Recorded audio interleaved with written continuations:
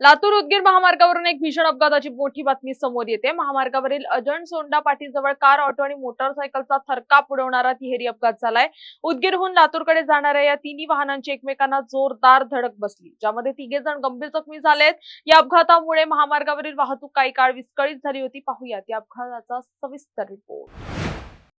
लातूर उदगीर महामार्गावरील अजण-सोंडा पाटीजवळ car, auto आणि बाईकचा भीषण तिहेरी अपघात घडलाय। उदगीरहून लातूरच्या दिशेने जाणाऱ्या या वाहनांचा अपघात इतका तीव्र होता की या तिन्ही वाहनांचं मोठं नुकसान झालं असून दोघे जण गंभीर जखमी झाले। जखमींमध्ये नळेगाव येथील प्रद्युम्न माचवे वय वर्ष 35, कावेरी माचवे वय वर्ष 30 आणि उदगीरचे गोपाळ माने वय वर्ष 35 यांचा समावेश आहे। अपघात घडताच स्थानिक नागरिक आणि पोलिसांनी धाव घेत जखमींना तातडीने उपचारासाठी जवळच्या रुग्णालयात दाखल केलं असून महामार्गावरील ओव्हरटेकिंग आणि वेग यामुळे हा अपघात घडल्याचा प्राथमिक अंदाज आहे।